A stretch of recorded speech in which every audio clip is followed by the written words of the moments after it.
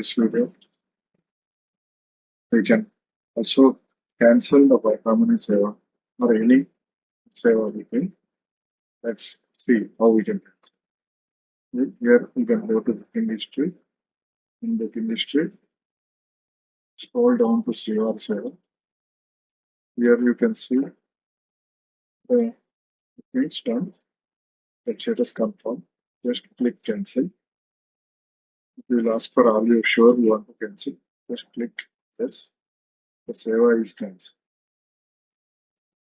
So if we are having problems, we can cancel here so that it can be used by another person who are willing to do the Seva.